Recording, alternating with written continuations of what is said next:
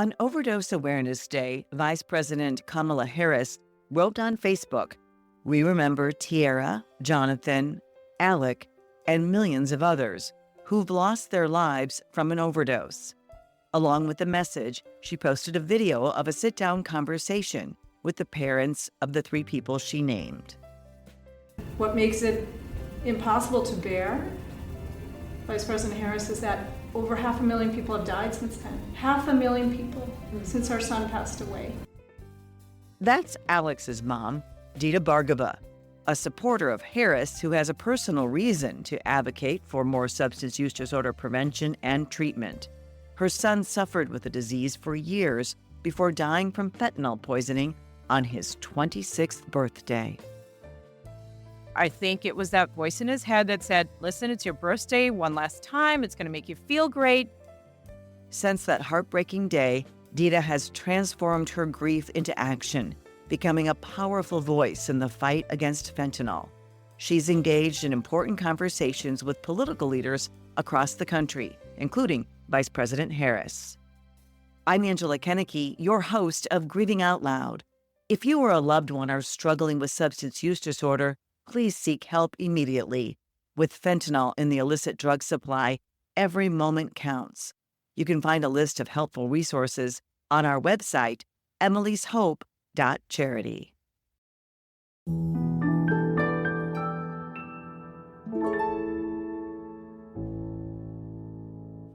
Well, Dita, it was a pleasure to meet you. Of all places, the White House. I always say I'm so privileged to meet so many amazing people, although I hate the circumstances that brought us both there. I am very grateful to know you and had that experience. I know you're living in Connecticut, so your access to DC is a little bit easier than mine. I'm in the middle of the country, and you've been doing a lot of federal types of advocacy work, haven't you? I have. First of all, Angela, thank you so much for having me on your podcast and for everything that you are doing. You know, it was such an honor to meet you at the White House, as I had read about you and heard about you and all the amazing things that you're doing. And you're right. You know, it's unfortunate circumstances that often us moms and dads come together in honor of our children and in honor of so many other loved ones who are suffering or who have lost also people to the drug epidemic. And so thank you so much for everything that you are doing. Yeah, I'm not too far from DC. It's like an hour's flight. And I have been doing work on the federal level as well as in the state of Connecticut.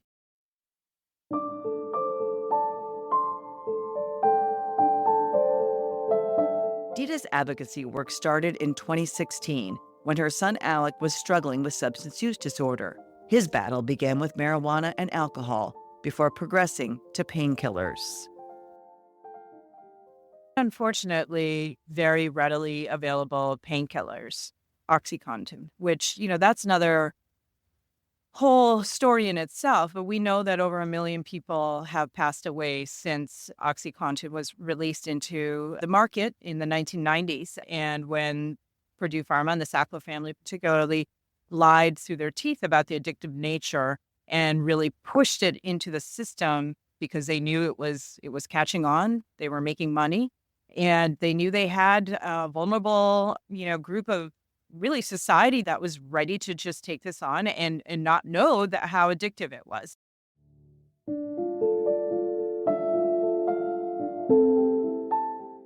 After her son was already deep into his addiction, Alec was diagnosed with mild bipolar disorder, a condition Dita believes he had been trying to self-medicate all along. He also suffered from depression, like manic depression, actually. And so he had started to self-medicate, probably around when he was 15 is when he started with marijuana and then painkillers. There were no resources around mental health as well. And there's terms, right? Oh, I struggled with that too. When Emily was in high school, and I would say the trouble began at about age 15. And I started taking her to counselor after counselor and trying to figure out what is going on with my daughter. And we couldn't get any answers and we couldn't get any help. I even brought her to a behavioral health center at one point where they said, oh, she's not bad enough to be admitted. So I think the system fails. And as parents, you don't know what to, and you and I, of all people, should know what to do, right?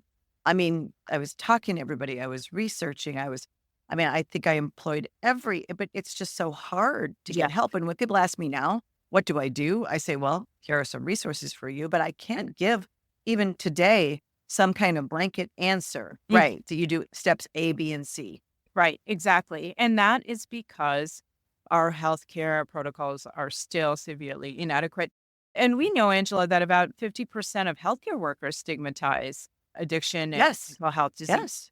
Well, if they don't think it and see it as a disease, even though all of the science says so, the Surgeon General has said so, then, how is the patient supposed to really get the help that they need? And this is the biggest killer in our country. So this is not like Right. a selection. Right. It is the biggest killer. And these healthcare workers, they're not trained, they're not educated. I've been part of an effort to educate rural healthcare workers about stigma and medically assisted treatment. And this truly is a disease of the brain, and had a little bit of success with that. But they don't get it in medical school. They're not getting it. And it is the number one killer of young people. So 49 million Americans. Dita admits that she also knew very little about substance use disorder until she faced it firsthand through her son's struggle. We had to erase our own stigmatizing, really accept that this was not a choice of his, that this was really a disease that needed our help. It needed the help of healthcare workers. As you know, healthcare protocols were and still are severely inadequate when it comes to substance use disorder and mental health diseases. And so we felt often very much alone, just chasing our tail. I knew the dangers of fentanyl because I was reading about it. And I kept telling, my husband, my mother-in-law, that we've got to get him on a permanent path to recovery before the fentanyl finds him. Dita, I think something that you and I have in common, and I was thinking about this after I met you, is that we both are educated. We both, have a certain means of income, middle class. I felt this way, and you probably felt this way too. Like, this kind of thing couldn't happen in our families, especially the death of a child from a substance. And I think that fentanyl is such a game changer. But what I want to expand beyond that is that substance use disorder can happen to anybody at any time. There's no limits to that. And I think once people really can understand it, and it took me a while to understand it as a disease of the brain, as I'm sure it did you as well, because you think somehow you're insulated or protected and your family is insulated or protected just for the very fact that you know how to go out and research things. You know how to go out and find out about things. You know how to go out and get help. Right. 100%. And that's what I did. That's what we did as a family. We called everyone. I researched everything. Me too. Yeah. And it was, a lot of the treatment centers that Alec ended up being in, they had no business being in the business at all. There were no standards of care. There still aren't, and There are.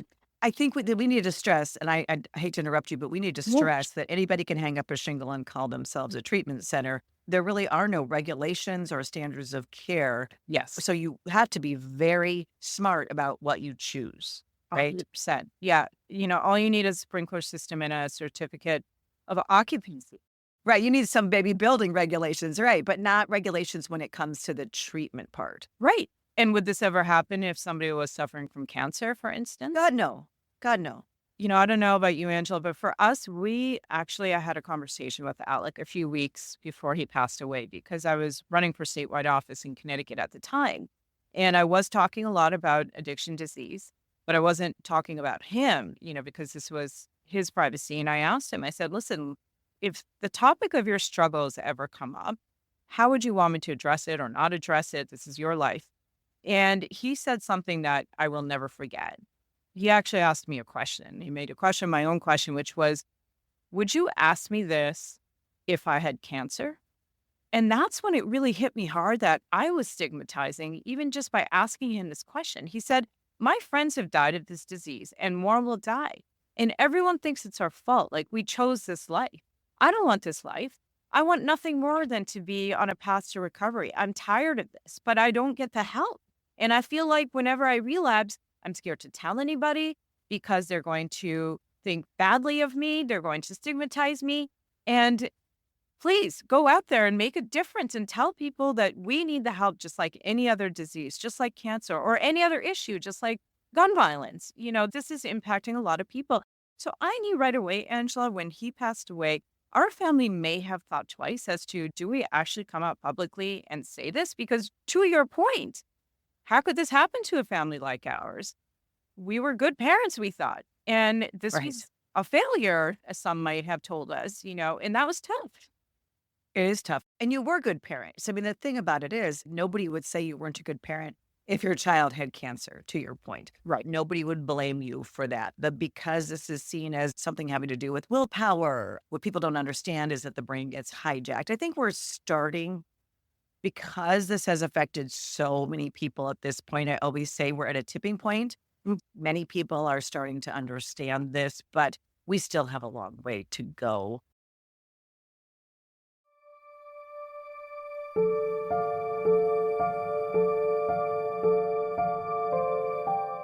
Meanwhile, Alec, like so many others, found himself unable to afford OxyContin as the government restrictions on prescriptions tightened. Desperate for an alternative, he eventually turned to heroin. And there was all too readily available heroin on the streets and other drugs. And heroin is, somebody described it to me once as the exorcist. It's like when the heroin gets a hold of you, it doesn't let go. And it senses when you are trying to remove yourself, it latches on even stronger. That's how I felt, that what I was visualizing at that point was this poor kid who needed it. His brain and his body was telling him, you feel awful. The only thing that is going to help you. And he talked about two voices in his head. One that would say, you need this one last time. And one that would say, no, we don't want to do this anymore. We want to be on a path to recovery and lead a normal life, empowered by the love of our friends and family, a spiritual, fulfilling life. And that one side of his brain would always get to him because there was so much pain that he would feel. And that was the only thing that he thought would make him feel better. So it really had its clutches in Alec. And that's when I felt like, my goodness, if we don't find the solution, the fentanyl is going to find him. And ultimately, that's what happened. Him and with Emily. And it was such a game changer when the fentanyl came into our country. Even when I talk about heroin today, I have a little feeling inside of me like, I don't want to talk about it. I don't want to think about my daughter using heroin because I didn't know. And I have such stigma inside of me about heroin because when you and I grew up, it was considered, just like the worst thing you could do. Like only like the worst people would do something like that. And I know my daughter was ashamed of the fact that she was using heroin because she never, while I knew about the marijuana, while I knew about the Xanax, because she admitted to that, I never knew about the heroin because she knew, how stigmatized it is. Yeah. But I think it's just so much more readily available, or it was. Now we know everything is fentanyl. Right. But we're talking about 2018 when our kids were using this. And Yeah. it's just almost unimaginable to me that that's what happened. Yeah. Still. And, I don't know how much Emily was sort of aware of the fentanyl scourge. Alec was definitely very aware of it. He even knew which parts of the country it was more of an epidemic than other parts of the country. And when he relapsed, he had actually been clean for about 3 months, and he was doing the best that we'd ever seen him. And we were so hopeful. We thought, oh, gosh, we've got him back, and this is it. And we were talking about he was going to come and live. We have a small little place on top of our garage. He was going to come and live with us there after he had finished his treatment and then gone into sober living.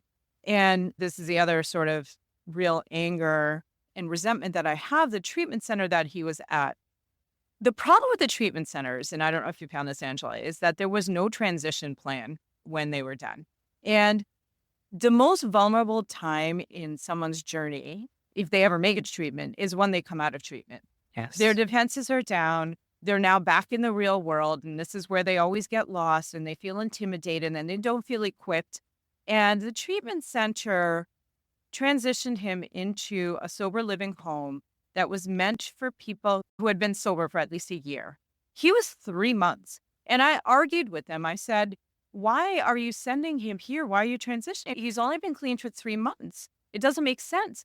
But they said, well, the treatment's not working for him anymore, and we don't think this is the right place for him. And in my head, not even in my head, I said to him, well, if it's not working, doesn't that mean he's in a vulnerable place right now? Like, shouldn't he be either stay with you longer or be in a different place? But no, they insisted, and he died 3 weeks later in the sober house. He was alone in his room with men right outside of his door. He had a package of Narcan sitting next to him because he knew that there were dangers of laced, heroin, which it was. But of course, we know that it doesn't work that way. You can't just like yell out when you feel like you're overdosing and someone's going to rush in. He was too ashamed to tell his roommates or tell us. This was his 26th birthday. And, I think it was that voice in his head that said, listen, it's your birthday one last time. It's going to make you feel great. And, unfortunately, it was allowed. Everything about that story just breaks my heart. First of all, it was his birthday that he died. Yes. It's just unbelievable. And then the fact that he died alone in his room, because Emily also died alone in her room. There was no one to save her, even though he had that life-saving tool of Narcan with him. Right. Somebody would have had to have administered it. You can't administer it to yourself. You can't control that when your system starts to shut down, your lungs and your heart and everything starts to shut down. And I mean, it's just so tragic and so unnecessary. And both of our kids were failed so many steps along the way, right? And hundreds of thousands of other kids. And not just our kids. So many people are failed. And then on top of that, even though they tend to be failed by the legal system, in Emily's case, her case was not failed by the legal system. We did receive some justice by the people dealing and selling and providing heroin laced with fentanyl. But what about in Alec's case? Was anybody prosecuted? Nobody was prosecuted. And this is also the problem, Angela. There was no coordinated effort. We have an idea as to where he purchased it. We thought it was in Hartford. Of course you do. Connecticut. Yeah. And we pursued it through the detective, and they just couldn't. They looked through his phone. They use these burn phones. And so they just could not. They said, listen, we're up against, the federal laws. We can't, the FBI will not coordinate with us. And, there was just zero coordination on tracking these people down. This was in 2018 when, right, this was the previous administration. But there was zero coordination whatsoever. It was just these people were getting away with literal murder.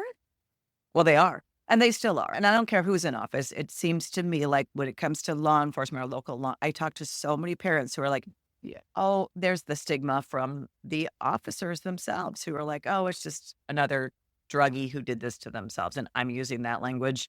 Yeah, I know it's not preferred language, but that is the language other parents have heard. Right.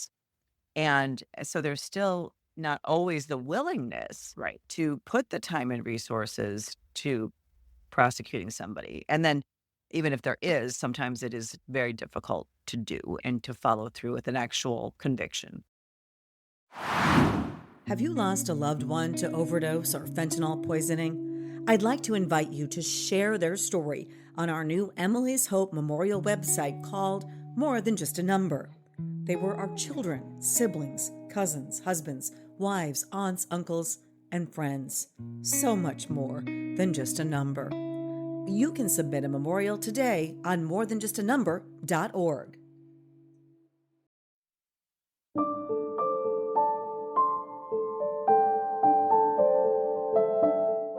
In order to make real change, Dita believes we need a complete shift in perspective, one that spans from law enforcement to treatment approaches and a stronger emphasis on education.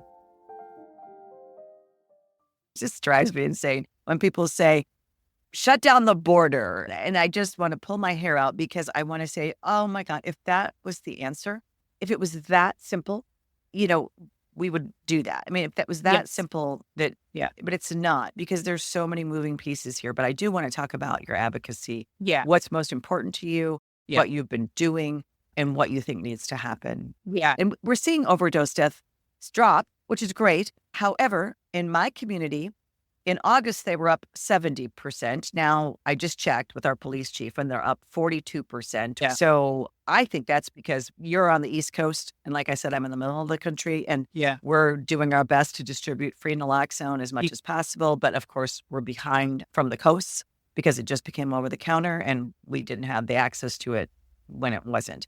So anyway, having said all that, I do want to hear about your advocacy and what you're doing. I'm so sorry to hear about those rates, going up in your community. That is so unacceptable. And it's a multi-pronged issue and it needs a multi-pronged approach.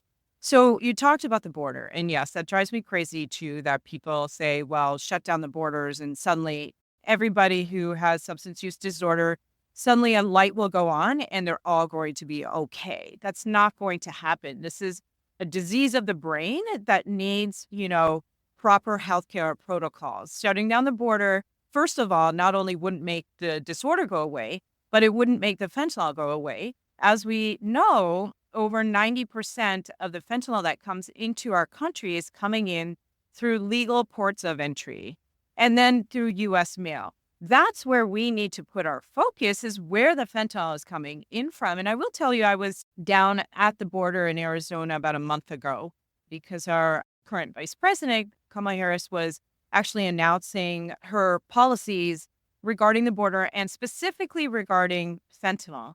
And, if you haven't had a chance, Angela, and I don't want to politicize anything, but I do think it's important to look at policies, what policies exist now and what policies are being proposed. She has a very, very strong border policy that she is putting forward and very strong fentanyl-related policy that she's putting forward. I was really, really happy to hear about this plan because first we need a plan and then we need execution on that plan. And the current administration needs to do so much more. As we know, the numbers are coming down, not in your community, and that, I hope, is next. But overall, as we know, Angela, for the first time in 5 years, overdose rates nationally are falling. In Connecticut, they're down by 30%. Wow, that's fantastic. Yes. Yeah. And in other parts of the country, every month they're coming down. I don't think that's coincidence. I think it's because in the last 3.5 years, funding has increased by 40%. So over $83 billion have been spent on prevention, treatment, recovery. We need that money and we need more. On top of that, I think to the tune of $150 billion is being spent on just the fentanyl problem itself. We need that money. We can't do things without the funding, and we can't get the funding if we're not starting to break the barriers of stigma, and legislators and leaders are not seeing this as a disease. So I'm happy about this. I'm going to, congratulate the administration and celebrate this, but we need so much more. So what we're doing in Connecticut is we're advocating for a bill that would allow overdose prevention centers to be open. Some people call them safe consumption sites.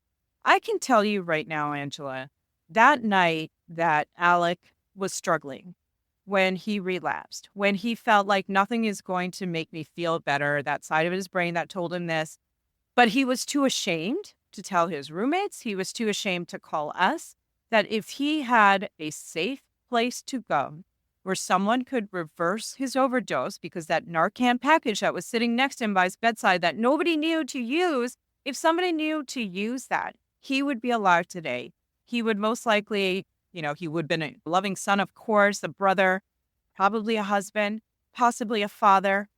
So many generations have been impacted by this one death that could have been prevented if he had a safe place to go, where he wasn't being judged, where people were just there to help him if he overdosed, and also give him the education that he may not have.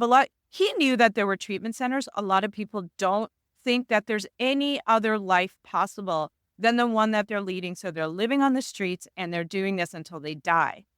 If we found a place for them to go where we could keep them alive and have an opportunity to educate them, it would be a game changer. And we've seen this because we've seen it in European countries. We've seen it in Canada. In Portugal, they reversed their heroin epidemic by 90% in 7 years. And it was one of the worst in the world.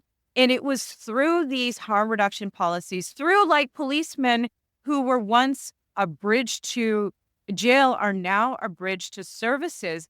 That's what we need in our country. So, that many, many people strongly disagree with that. And they are vehemently opposed to safe injection sites or sites where drugs are allowed and people are allowed to use it.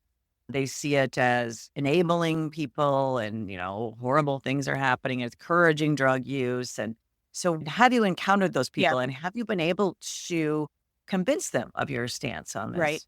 So a couple things here. You're right. There are a lot of people vehemently opposed to this. They feel like it's an enabling thing. In fact, I was last year on a CNN town hall, which CNN did their first program on fentanyl, which took a long time, but at least they did it, and there needs to be more of this.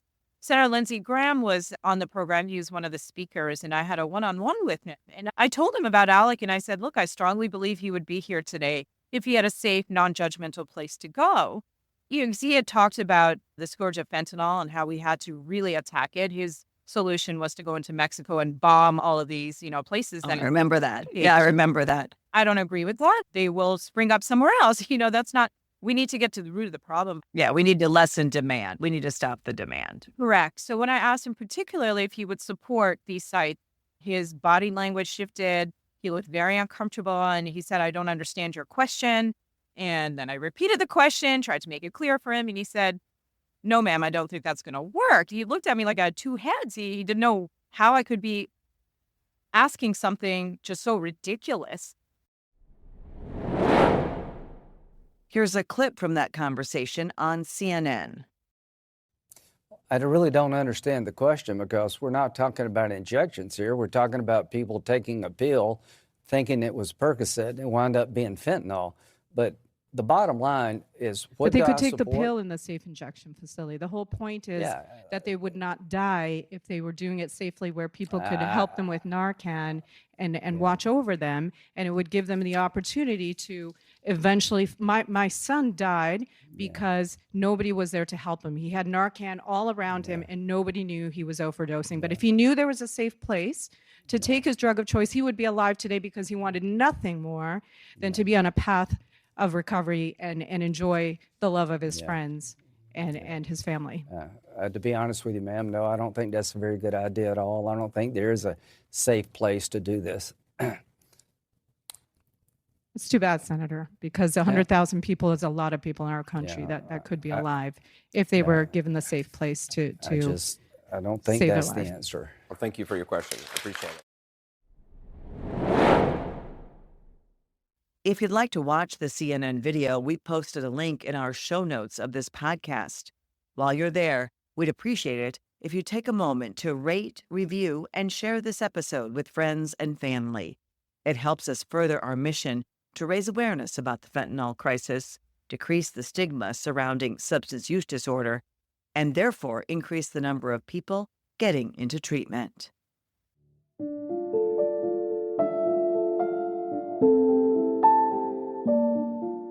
So to your question, Angela, the research and the science all show that there is no enabling here. Somebody who suffers from substance use disorder suffers from that disorder. Just because you provide a place to get chemotherapy for a cancer patient doesn't mean you're enabling the disease. The disease exists. You're just trying to keep this person alive and get them onto a path of remission. It's exactly the same thing. This disease doesn't just magically go away or start because you've kept this person alive. You're just giving that person the chance to actually find the right healthcare protocols to get them on a path of recovery. And many people have found their way. I have friends of Alec's who are still very good friends of ours who have been sober for 7 years, and people have been sober for decades. It happens, but we have to help them get there just like any other disease. And all of the research will show this. And so you're working on getting one of these sites in Connecticut. They are in your neighboring states, correct? In my neighboring state, so New York opened this up a few years ago. They have 2 centers. It's called On-Site, and they have literally saved thousands of lives already by reversing overdose. By the way, not a single person has ever passed away in any of these sites. In Canada, they've been open for 20 years. Thousands and thousands of overdoses reversed. Not a single person has died in one of these sites. So that's huge. And I think the feelings on this are very divided among political lines, right? I live in a red state where I think it'd be very hard to convince people to put something like this in my state. And I wonder, even if people see success in other states or it's working in other places, if it could happen everywhere. So I will tell you that I'm part of a lot of grassroots organizations. There's one in particular where we have representation from every single state. And I feel like the culture is shifting on this particular issue. When you ask parents who have lost their child, and regardless of their political aisle, I am definitely seeing a shift in their thoughts about having a safe place for people to go. Because when they think about their own child that night, that day, a lot of them end up dying alone. The fact that they could have been in a safe place and not died alone and actually been alive and their lives saved, they are starting to see it differently. And so many parents out there now, unfortunately, who have lost so many of us. Yeah, so many of us. And my daughter, I mentioned she was alone, and we were 3 days away from holding an intervention. In fact, we were writing our letters that day, that evening that she died. And so, yeah, we didn't get that chance. And I would give anything to have had that chance. And not that there would be any guarantee that she would have gone to treatment or, she would have gotten into recovery or she wouldn't have relapsed. There's no guarantees with any of those things, but just to have the chance. Just chance to keep her alive. Right. Yeah. Yeah. Yeah. So important. Along with safe injection sites, Dita believes the country urgently needs more programs focused on mental health and substance use disorder prevention. Right now, Dita, who previously worked as a top executive for Fortune 500 companies, is working on getting her master's degree in public health. I just started in July. I haven't been to school in 30 years. Good for you. It's been very rewarding so far. I'm doing it at Yale, so right here in Connecticut. And so we were talking about this recently in one of the courses that I'm taking. It's called Frontiers of Public Health, just about the fact that there's practically zero education in medical school and also in public health schools about this disease. There really ought to be at least a unit on it when so many types of doctors are having to deal with patients who suffer from mental health and addiction disease. Actually, worldwide, 1 in 8 people suffer from mental health disorder. That's a lot. That's like over 1 billion people, so it is a real demand. And so we need, as medical and healthcare professionals, to be educated about this because it's really a pandemic at this point. It is. Epidemic, pandemic, whatever you want to call it, is definitely something that needs our attention and needs it now. And like I said, I think we're moving in the right direction and it's working. The rates are coming down. It's working. We also need a lot more in mental health.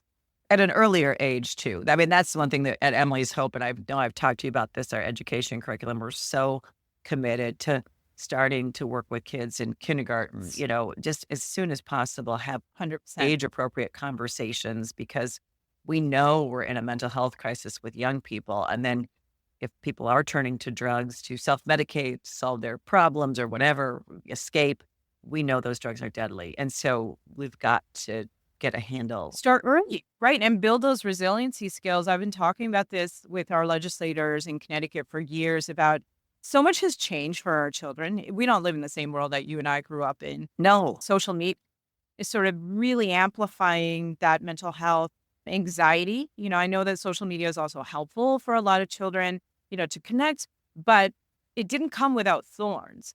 And we haven't been educated as parents as to how to navigate this. And neither, quite frankly, have the teachers in the schools been educated on this. So the paradigm has shifted so much socially, but our educational system has largely stayed antiquated.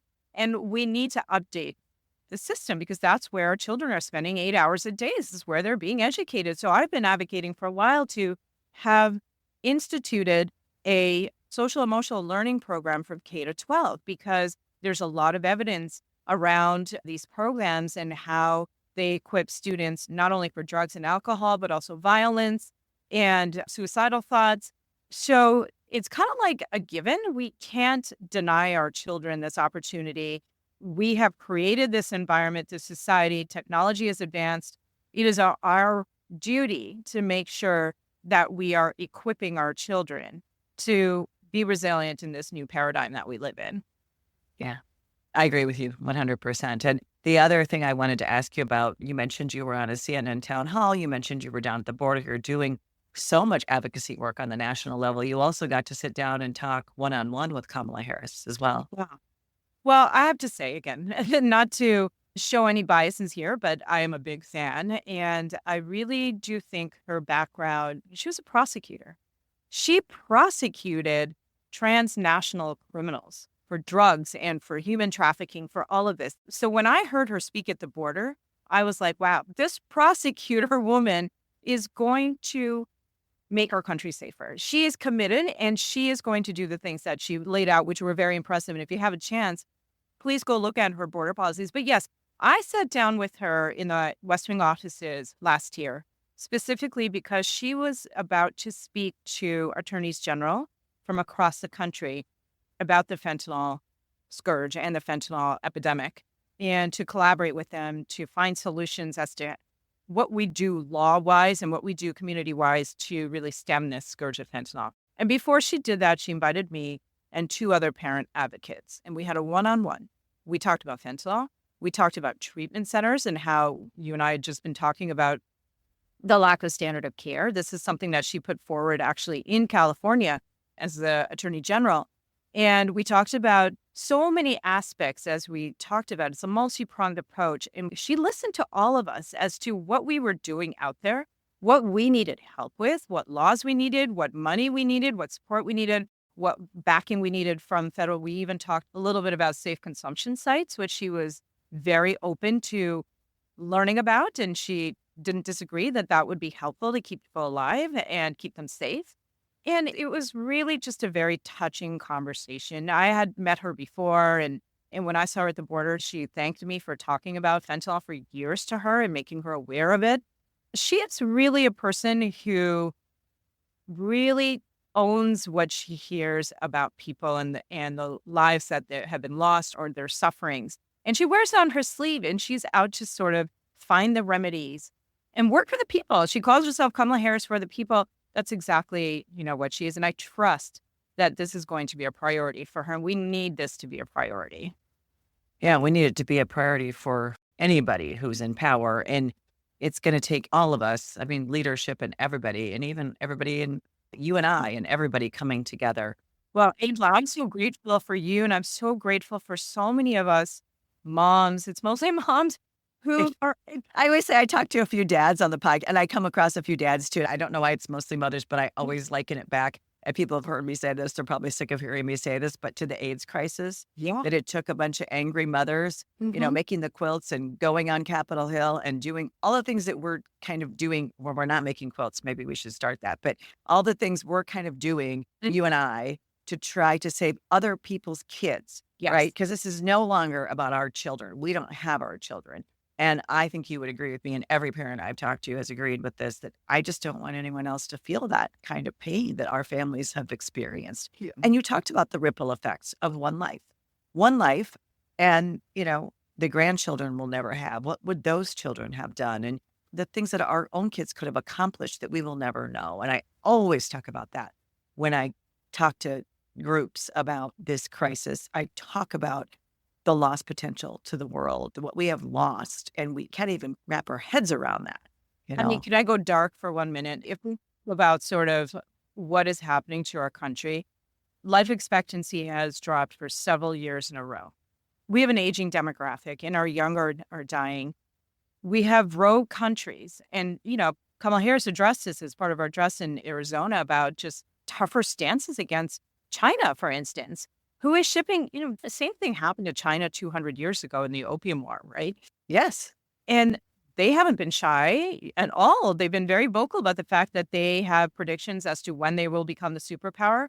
Well, ironically enough, I don't think it's coincidence that this this fentanyl, this poison comes in through their, private companies, whatever, that they don't have control over into our country.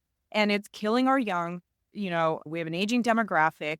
So if we think about what this means for society, you're talking about grandchildren and everything else, this has huge ripple effects. They are really terrorists. Like this is terrorism in our country. Do you remember when anthrax was a scare?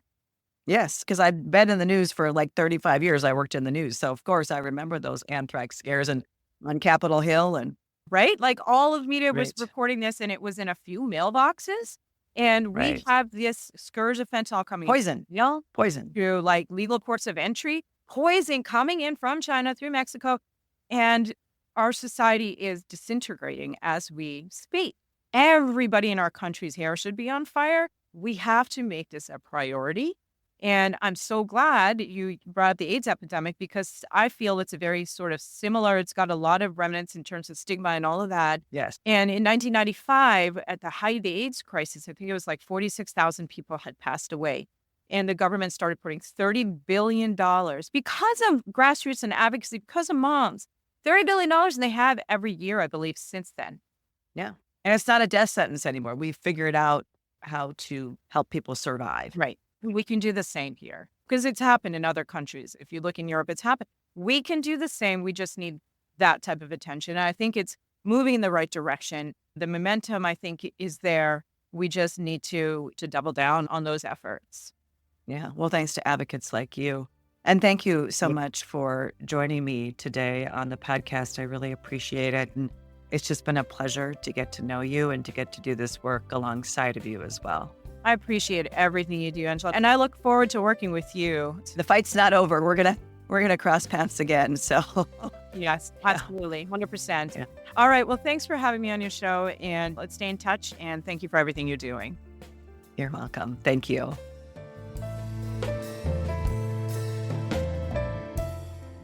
And thank you for taking the time to learn about one of the most pressing crises facing our nation, the fentanyl epidemic. Please join us again next week as we explore a groundbreaking program that helps babies born with opioid independence along with their parents. They made me feel like a person again. They made me feel like I'm a human again. Like, just because I used, it happens, but they didn't judge me. They didn't judge. They seen past, they seen Jasmine. They seen Jasmine in recovery. They seen Jasmine trying to get help. This is how I want you to treat my daughter. I want you to hug her and embrace her and tell her, number one, congratulations. Congratulations. Everyone that's pregnant, first thing you hear is congratulations. I'm so excited for you. My families never get told congratulations. That's next week on Grieving Out Loud. Thanks again. Until next time, wishing you faith, hope, and courage.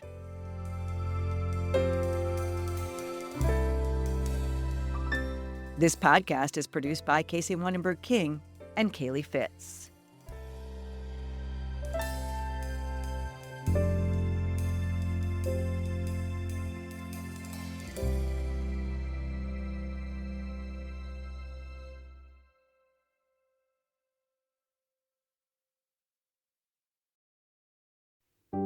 Are you ready to protect the next generation from the dangers of substance use?